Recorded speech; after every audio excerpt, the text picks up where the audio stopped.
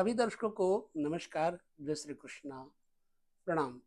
सभी दर्शकों को मैं आज बोर्ड के माध्यम से बुध के ऊपर ग्रहों का प्रभाव, ग्रहों की दृष्टि का प्रभाव बताऊंगा।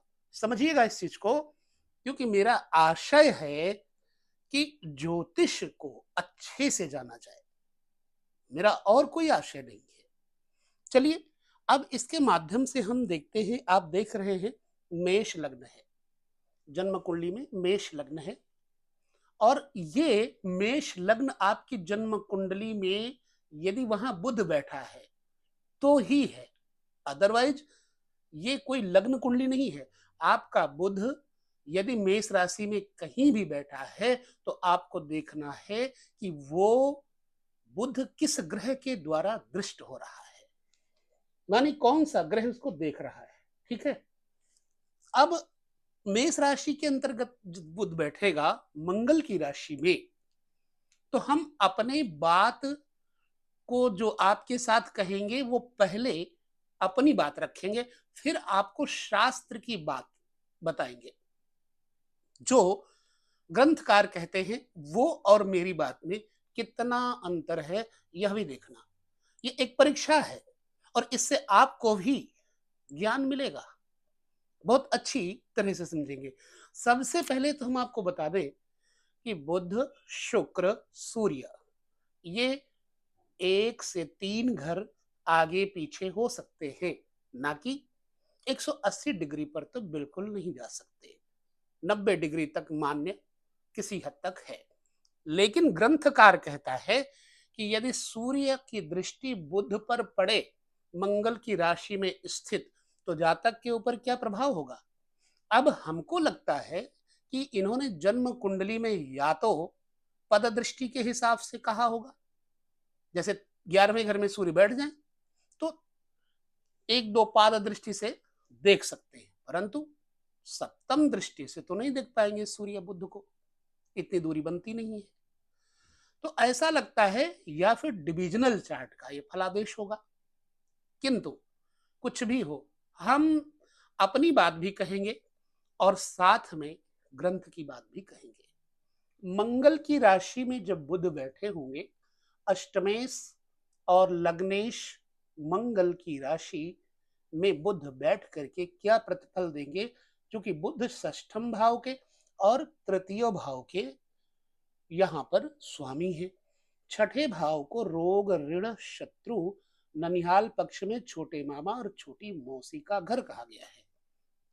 चूंकि हम बुध का फलादेश देखते हैं, फिर भी हम आपको इतना बता दें कि जब बुध मंगल की राशि में बैठेंगे तो यहां से बैठ करके मौसी, मामा, छोटी मौसी, चाची इत्यादि का, क्यों चाचा का घर बार हुआ है तो छठा घर चाची का हो गया, तो चाची इत्यादि का, मौसी छोटी, मामा इत्यादि का जो स्वामी है वो लग्न में बैठा मंगल की राशि में, तो बहुत अच्छा प्रतिफल नहीं देंगे, लेकिन ननिहाल पक्ष से इस व्यक्ति की बनेगी।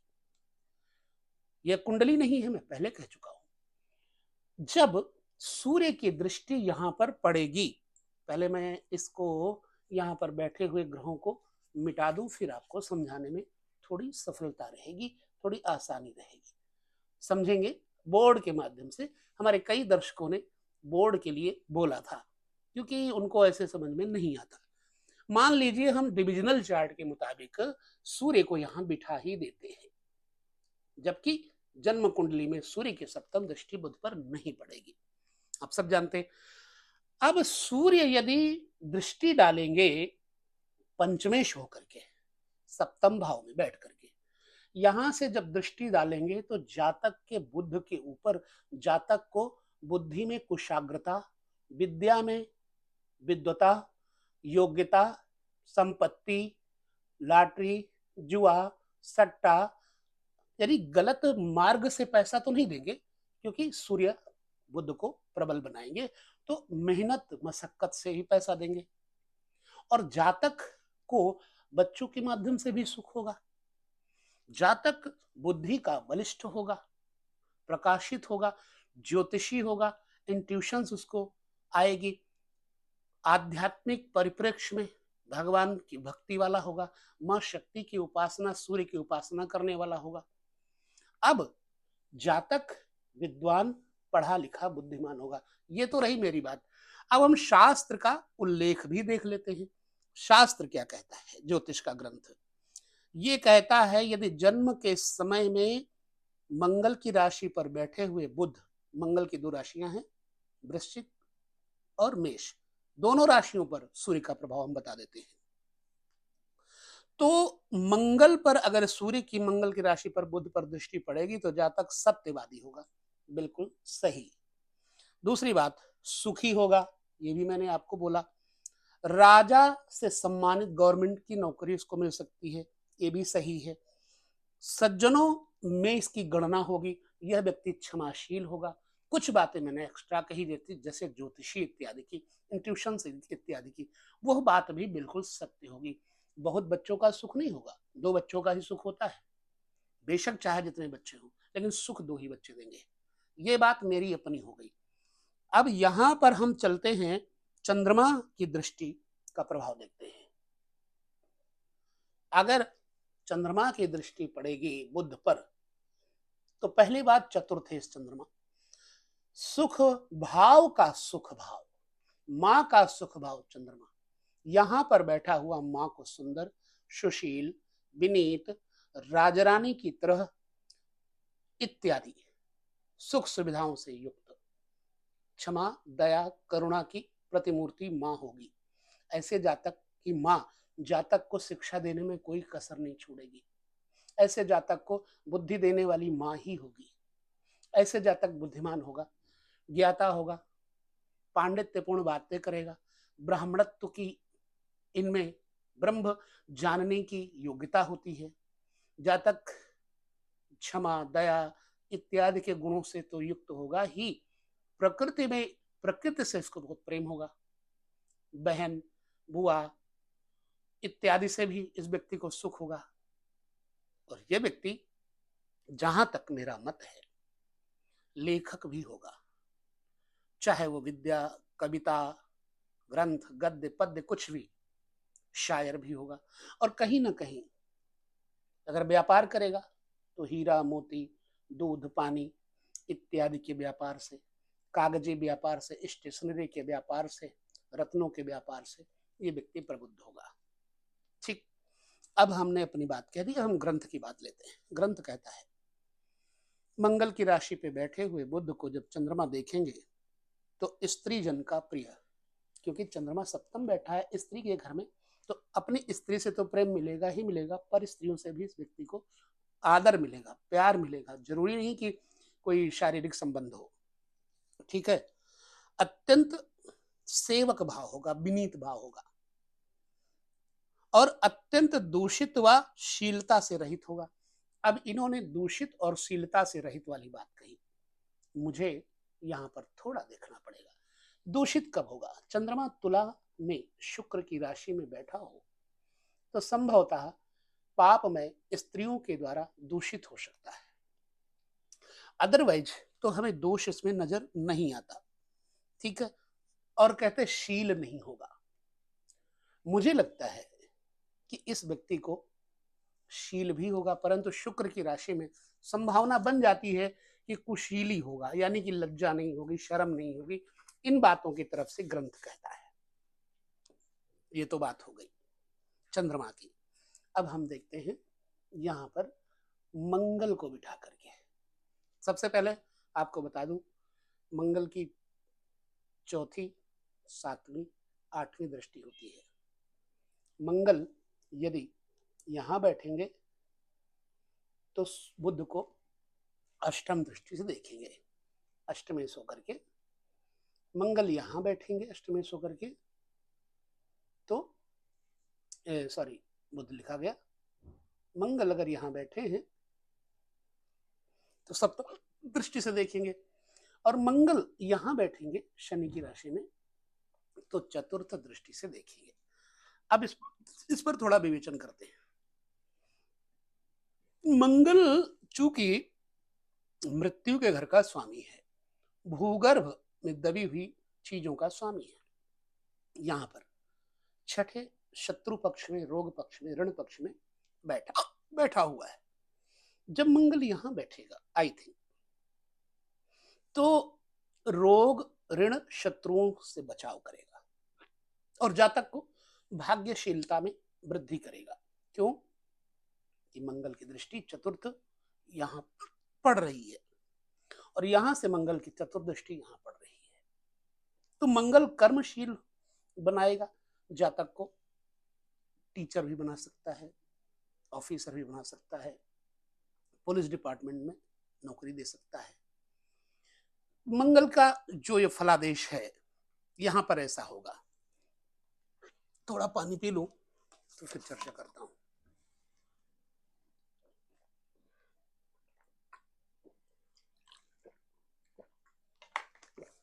खुली बात है, मंगल यहां से बैठ करके बुध को प्रबोध देगा, शक्ति देगा, सामर्थ्य देगा, क्रियाशीलता देगा, लेकिन पिता के माध्यम को देखा जाए तो यहां से बैठ करके भी पिता को नुकसान पहुंचाएगा, यहां बैठेगा तो पिता को नुकसान पहुंचाएगा। ऐसा जातक स्वयं अपने बलबूते पर जीवन को अच्छे से जिएगा, मातृ पक्ष को भी कष्ट देगा। परंतु चूंकि मंगल की चर्चा, बुध की चर्चा चल रही है, तो हम अन्य कुंडली के ग्रहों को नहीं लेते। अब हम ग्रंथ का मत ले लेते हैं।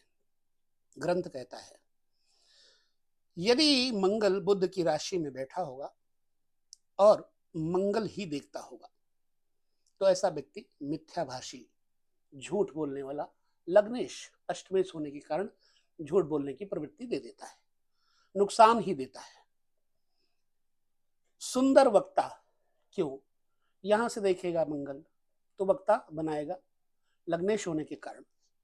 अच्छा, विद्वान, लेकिन जिंदगी में कलह बहुत रहेगी इस व्यक्ति के। पारिवारिक कलह, यहां बैठेगा तो बच्चों की कलह देगा, यहां बैठेगा तो पारिवारिक कलह देगा। कुटुंब का घर ये है, द्वितीय भाव धन भाव है, ठीक।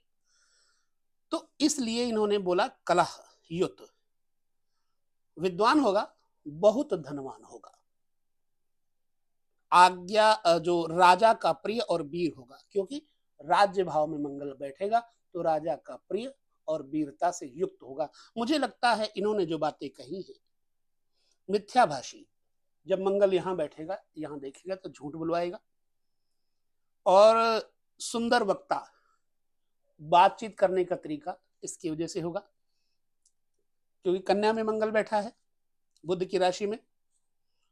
और विद्वान, बहु धनवान, मंगल यहां पर देखेगा तो विद्या इत्यादि को प्रबल करेगा, भाग्य को बढ़ाएगा, तो धन की अवस्था मजबूत होगी।